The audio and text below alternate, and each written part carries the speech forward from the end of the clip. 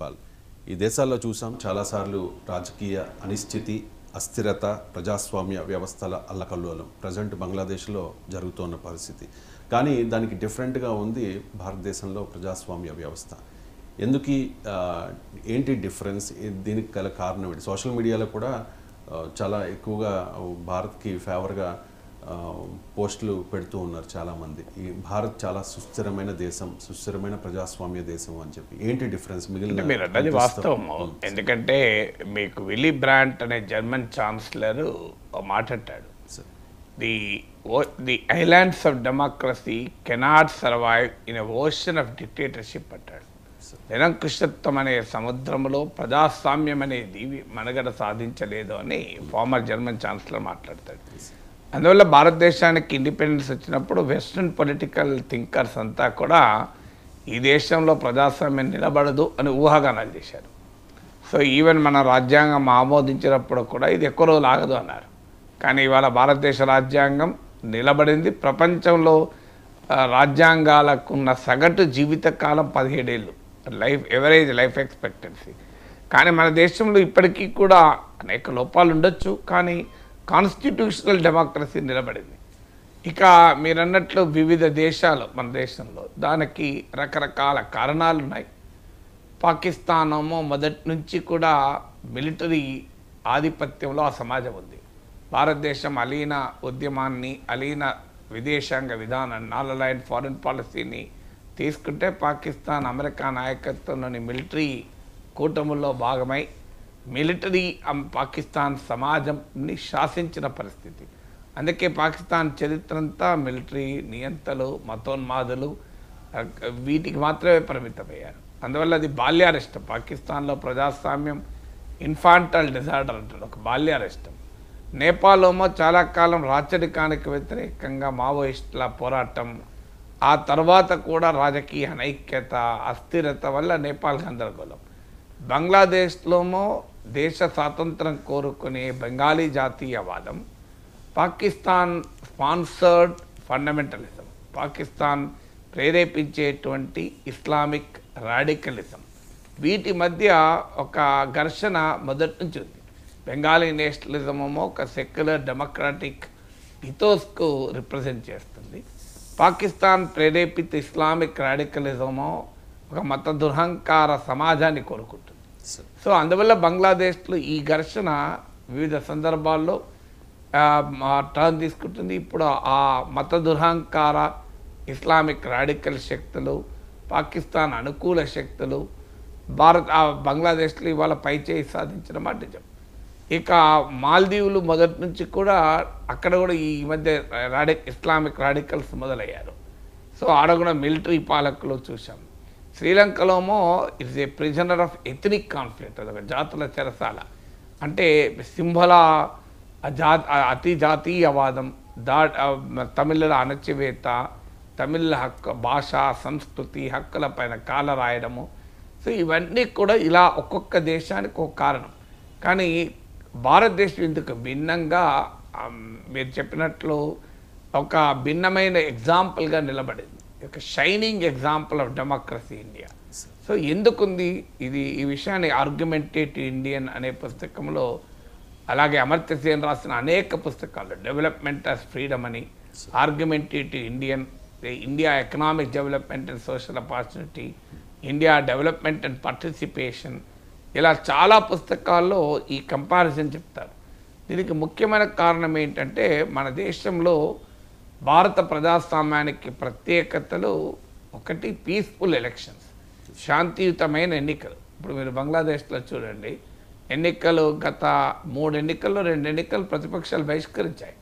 ప్రతిపక్షాలు పోటీ లేకుండా ఎన్నికలు ఉంటాయి ఎక్కడైనా. సో అదేం ఎన్నిక? అసలు దానికి ఆ ఎన్నికకి లెజిటిమసీ కూడా ఉండదు. సో మీరు ఇవాళ ఇమ్రాన్ ఖాన్, ఇటీవల పాకిస్తాన్ పార్లమెంట్ ఎన్నికలు చూసాం, ఇమ్రాన్ ఖాన్ పార్టీని పోటీ చేయలేదు, అయినా వాళ్ళు ఇండిపెండెంట్గా పోటీ చేసి 100 సీట్లు గెలుచుకున్నారు. అయినా కూడా పాకిస్తాన్లో ఆ ఎన్నికల లెజిటిమసీ ప్రశ్నార్థకం.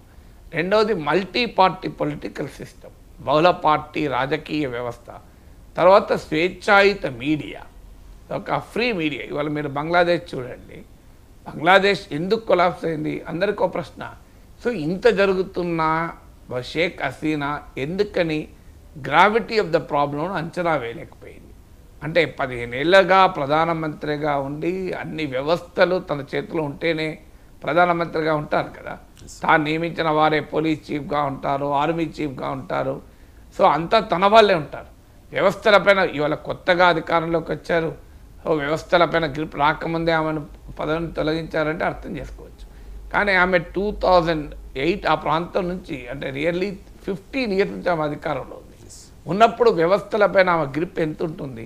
అయినా కూడా కొన్ని లక్షల మంది విద్యార్థులు ఢాకా నదివీడుల్లో ప్రదర్శన చేస్తూ తన ఇంటిపైకి వస్తే ఆఖరి తాను పదే వదులుకొని పారిపోయే పరిస్థితి. ఇది ఎందుకని మరి యాంటిసిపేట్ చేయలేకపోయింది? ఇంటెలిజెన్స్ లేదా? ఏమైంది? ముందే కరెక్షన్ ఎందుకు చేసుకోలేదు? జాగ్రత్త ఎందుకు పడలేదు అనే ప్రశ్నలకు మీకు అమర్త్య సేన్ రచనల్లో దొరుకుతుంది. Multi party system and free media ఇవి న్యూసెన్స్గా చాలా దేశాలు భావిస్తాయి. కానీ ఇవి ఎందుకు ఇప్పుడు మనకు రేవంత్ రెడ్డి అమెరికా పోతున్నాడు. ఆయన ఏదో అక్కడ పారిశ్రామికవేత్తలతో సమావేశాలై పెట్టుబడులు సమకూర్చుకొని ఒప్పందాలు చేసుకుంటాడు. ఇక్కడ వెంటనే బీఆర్ఎస్లు ఏమంటారు? అది గా కంపెనీతో ఇంటి పెట్టుబడి అని అంటున్నారు. అంటే దీన్నే మల్టీ పార్టీ పొలిటికల్ సిస్టమ్. ఒక పార్టీ ఒకటి చేస్తే ఇంకో పార్టీ దాన్ని క్వశ్చన్ చేస్తుంది. ఇది మనకు అనవసరం గోలలాగా కనబడుతుంది, కానీ అది చాలా ఉపయోగం. అలాగే స్వేచ్ఛాయుత మీడియా. చంద్రబాబు నాయుడు ఒక ప్రభుత్వం పోలవరం ఏంటి అంటే వెంటనే ఆంధ్రజ్యోతి ఈనాడులో పోలవరంకు దారి ఎటు, జగన్ అన్యాయం చేసిపోయాడు, పోలవరం నాశనం చేసిపోయాడు అని ఆంధ్రజ్యోతి ఈనాడులో వస్తుంది. పక్కన అదే మళ్ళీ వెంటనే సాక్షిలో ఇంకో వార్త ఉంటుంది, చంద్రబాబు నాయుడు పోలవరాన్ని ముంచుతాడా అని. సో ఇది ఫ్రీ మీడియా యొక్క క్యారెక్టర్. సో ఇది ఇంతవరకు ఫ్రీ పాలిటిక్స్ పొలిటిసైజ్ అయిన మాట మీడియా. కనీసం ఒక పరస్పర విరుద్ధమైన వార్తలు వేసుకోగలడం కూడా ఒక ప్రత్యేకత కదా. మీకు పాకిస్తాన్లో సాధ్యమవుతుందా? సో అందువల్ల ఈ ఫ్రీ మీడియా ఏంటంటే multi party political system. Free media provide the warning signals of an impending crisis అంటాడు అమర్త్య సేన్. అంటే రాబోయే ప్రమాద గంటికలు ముందస్తుగా మోగిస్తాయి. ఒకవేళ షేక్ హసీనా డిసెంట్ ఎలో చేసి, నిరసన ఎలో చేసి, ఫ్రీ మీడియా ఎలో చేసి మల్టీ పార్టీ సిస్టమ్ని కనుక ప్రతిపక్షాన్ని బతకనిస్తే ఇవాళ పరిస్థితి ఈ రకంగా ఉండేది కాదు. ఎందుకంటే ఆమె ఇలా పారిపోవాల్సిన పరిస్థితి వచ్చేదే కాదు. సో అందువల్ల అది లేక ఆమె ఇవాళ ఈ స్థితికి వచ్చింది. అంటే ఆమె పట్ల వ్యక్తమవుతున్న తీవ్రమైన కోపాన్ని అణిచివేసించింది. అది ఒక్కసారిగా ఎక్స్ప్లోడ్ అయింది. ఆమెకు అర్థం కాలే ఎక్స్ప్లోడ్ అయ్యేదాకా. సో అందువల్ల డెమోక్రసీలో multi party system, free media ఒక రకమైన ప్రెషర్ కుక్కర్లో సేఫ్టీ వాల్వ్ లాంటిది. సో దాన్ని లేకుండా చేసుకున్నది. అలాగే స్వేచ్ఛాయుత మీడియా అంటే స్వతంత్ర న్యాయ వ్యవస్థ, ఇండిపెండెంట్ జ్యుడిషియరీ. ఇప్పుడు మన దగ్గర ప్రభుత్వాలు పనిచేస్తాయనుకోండి, వెంటనే సుప్రీంకోర్టు, హైకోర్టు దాన్ని కొట్టివేస్తుంది. అంటే ఇలా కరెక్షన్కు స్కోప్ ఉంటుంది. మిగతా దేశాల్లో కరెక్షన్ స్కోప్ ఏంటి? వాడు ప్రభుత్వం ఏం చెప్తే అదే ఇంకా ఫైనల్గా, దానికి వాడు మార్పులు చేర్పులు ఉండవు. సో అలాగే మీకు సివిలియన్ కంట్రోల్ ఓవర్ మిలిటరీ. ఇప్పుడు మీరు పాకిస్తాన్, బంగ్లాదేశ్ అనుభవం చూస్తే మనకు అర్థమవుతుంది. ఇవాళ బంగ్లాదేశ్లో షేక్ హసీనా పారిపోతే ఎవరు సమాజ టీవీలో వచ్చి మాట్లాడింది? Chief of the army. మన చీఫ్ ఆఫ్ ద ఆర్మీ ఎప్పుడైనా వచ్చి మాట్లాడిన ఉదాహరణలు ఉన్నాయా? సో భారత సైన్యం ఏనాడు రాజకీయ ఆకాంక్షలను చూపెట్టలేదు. సో అందువల్ల మీకు పాకిస్తాన్, బంగ్లాదేశ్, ఈ దేశాలు, మాల్దీవ్స్ ఇవన్నీ కూడా మిలిటరీ పాలిటిక్స్ని శాసిస్తుంది. ఎప్పుడు కూడా గన్ సమాజాన్ని శాసించకూడదు. గన్ సమాజాన్ని శాసిస్తే ఆ సమాజం అన్యాయం అయిపోతుంది. అందువల్ల మీకు ఫోర్స్తోని సమాజాన్ని శాసించేటువంటి ప్రమాదం ఉండకూడదు. అందువల్ల ఆ సివిలియన్ కంట్రోల్ ఓవర్ మిలిటరీ. అలాగే బలమైన సివిల్ సొసైటీ. ఒక తప్పు జరుగుతుంటే ప్రశ్నించగలిగే పౌర సమాజం ఉండాలి.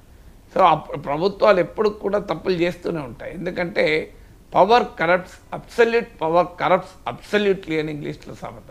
అధికారం మనిషిని నిషా ఎక్కిస్తుంది. అధికారం నిషా ఎక్కిన వాడు అడ్డదారులు తొక్కుతూనే ఉంటాడు. సో అధికారం చేతిలో ఉన్నంత కాలం ఆ అడావుడి, ఆ హంగామా మన రాజకీయ నాయకుల్లో చూస్తున్నాం కదా. అధికారం కోల్పోతే భరించలేని పరిస్థితి ఎందుకు వస్తుంది? అందుకే నువ్వు అధికారంలో ఉన్నా, అధికారం లేకపోయినా హంగామా లేదనుకోండి, నీకు ఏం తేడా వస్తుంది? ఇప్పుడు నేను ఎమ్మెల్సీగా 2 సార్లు గెలిచాను. 8 ఏళ్ళు ఉన్నాను. 8 ఏళ్ళ తర్వాత కూడా అట్లే ఉన్నా. అప్పుడు అట్లే ఉన్నా. 8 ఏళ్ళ సమయంలో వెళ్ళి క్లాసులు చెప్పుకున్నా. 8 ఏళ్ళు అయిపోయినాక మళ్ళీ క్లాసులు చెప్పాను. 8 ఏళ్ళ ముందు నేను ఒక్కరిని తిరగవాడిని. 8 ఏళ్ళ తర్వాత కూడా ఒక్కరిని తిరగాన్ని. ఎమ్మెల్సీగా ఉన్నప్పుడు 80 మందితో 50 మందితో తిరిగి ఒక పోలీస్ ఎస్కార్ట్తో తిరిగి ఉంటే ఒకసారి అయిపోయినాక అయ్యో ఈ పోలీస్ ఎస్కార్ట్ లేదాయే, 50 మంది లేదాయే, ఎవడు నమస్తలు పెడతలేడు, ఎవడు నాకు లేచి తినబడతలేడు, నాకు ఎవడు భయపడతలేడు టెన్షన్ ఉంటుంది. అప్పుడైనా ఇప్పుడైనా నా పని ఒకటే పని. అందువల్ల నాకు ఏం తేడా అనిపించలేదు life. It was as simple as simple. March 29, 2015లో 2 పర్యాయాలు గెలిచి ఎమ్మెల్సీగా రిటైర్ అయ్యాను.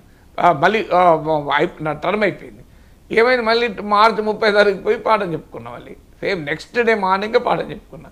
సో ఎందుకు నేను ఆ 8 ఏళ్ళు కూడా పాఠాలు చెప్పాను. చెప్పుండకపోతే నాకు March 30 రోజు నరకం అనుభవించేవాడిని. ఈ 8 ఏళ్ళు అలవాటు తప్పి. కానీ 8 ఏళ్ళు పాఠాలు చెప్పాను. March 30కి మళ్ళీ పోయి పాఠం చెప్పుకున్నాను. సో అందువల్ల ఎప్పుడు కూడా ఈ మన సమాజంలో పవర్ అనేది మనిషిని కరప్ట్ చేస్తుంది. దానికి కరెక్షన్ ఉండాలి. అదే సివిల్ సొసైటీ. అందుకే ఆ సివిల్ సొసైటీని బతకనివ్వకుండా చేస్తే బంగ్లాదేశ్ లాంటి పరిణామాలే ఎదురవుతాయి. సో అందువల్ల భారతదేశానికి ఉన్నటువంటి ప్రత్యేకతలు ఈ ఈ ఈ రకమైన అనేక అంశాలు. అలాగే పీరియాడిక్ ఎలక్షన్స్. ఇప్పుడు ఎప్పటికప్పుడు ఎన్నికలు జరగడం. ఒక ప్రభుత్వం పోయి మరో ప్రభుత్వం అధికారంలోకి ఎంత సింపుల్గా వస్తుంది. ఆంధ్రప్రదేశ్లో చూసాం కదా, 151 సీట్లతో ఏకఛత్రాధిపత్యంగా ఆంధ్రప్రదేశ్ని ఏలిన ముఖ్యమంత్రిగా ఏలిన జగన్మోహన్ రెడ్డికి 11 సీట్లతో అసెంబ్లీలో కనుమరుగైపోతే అంటే భారత ప్రజల చైతన్యం ఎంత గొప్పదో అర్థమవుతుంది కదా. సో ఈసారి 400 సీట్లు మోడీ మోడీ మోడీ మోడీ అని ఎక్కడ చూసినా వినిపిస్తుంటే ఒక్కసారి ప్రజలు దెబ్బ కొడితే 240కి పడిపోతే, సో అందువల్ల అంటే ఇది ఇండియన్ డెమోక్రసీ యొక్క గొప్పతనం. సో ఇది మనకు పక్క ఎక్కడున్న దేశాల్లో ఎన్నికలు కూడా పద్ధతి ప్రకారం జరగవు. పీరియాడిక్ ఎలక్షన్స్ కూడా ఎన్నికలు కూడా వాయిదా పడుతూ ఉంటాయి. ఆ ఎన్నికల లెజిటిమసీ ఉండదు. అందువల్లే మన డెమోక్రసీని మనం టేకెన్ ఫర్ గ్రాంటెడ్ తీసుకుంటాం. కానీ we have to be proud of it. Proud కన్నా ఎక్కువ దాన్ని కాపాడుకోవాలి. ఎస్, అనేక లోపాలు ఉన్నాయి. మన రాజకీయ పార్టీల వ్యవస్థ రోజుకు ఏ పార్టీలో ఎవడెక్కడ ఉంటాడో తెలియదు. అవినీతి విపరీతంగా పెరిగిపోయింది. మీడియా నిట్ట నిలువున రాజకీయంగా చీలిపోయింది. స్వతంత్ర మీడియా అనేది లేకుండా పోయింది. న్యాయ వ్యవస్థలో లోపాలు ఉండవచ్చు. సో ఇవన్నీ కూడా ఉన్నా కూడా స్టిల్ మన ప్రత్యేకతలే మనం కాపాడుతున్నాయి. Right sir. బంగ్లా కల్లోలం వెనుక విదేశీ హస్తం ఉందనే అంచనాలు ఉన్నాయి సార్. ఇది అమెరికా కుట్ర అని కొందరు విశ్లేషణ చేస్తూ ఉంటే, ఖలీదీ జియా కుమారుడు పాకిస్తాన్తో కలిసి పన్నిన వ్యూహం అని మరో కొంతమంది వాదిస్తున్న పరిస్థితి. ఇక్కడ పాయింట్ ఏంటంటే, భారతదేశంలో అనిశ్చితి, అస్థిరత, మత కల్లోలాలు, లేకపోతే ఉగ్రవాదుల కుట్రలు, దాడులు చేయడానికి దాయాది దేశం పాకిస్తాన్ ఒకవైపు ప్రయత్నం చేస్తూ ఉంటే, మరోవైపు భారత భూభాగంలోకి చొచ్చుకొచ్చేందుకు చైనా నిరంతరం ప్రయత్నిస్తున్న పరిస్థితి. సో బంగ్లాదేశ్ ఎపిసోడ్ నుంచి భారత్ ఏం నేర్చుకోవాలి? బంగ్లాదేశ్ ఎపిసోడ్ ఏంటి? అక్కడ ఒకటి అక్కడ ఈ డైవర్సిటీని రెస్పెక్ట్ చేయాలి. అంటే వైవిధ్యభరితమైన సమాజాలు ఒక్క బంగ్లాదేశే కాదు. మీరు పాకిస్తాన్లో ఇప్పుడు బెలూచులు ఎందుకు కొట్లాడుతున్నారు? శ్రీలంకలో తమిళులు ఎందుకు కొట్లాడుతున్నారు? శ్రీలంకలో 1950sలోనే ఒక రైల్లో ఒక సింహలా వాడు ఒక తమిళం వాడు పోతుంటే తమిళం వాడిని చిన్న చిన్న చూపు చూసేవాళ్ళు. సో మీరు తమిళ అని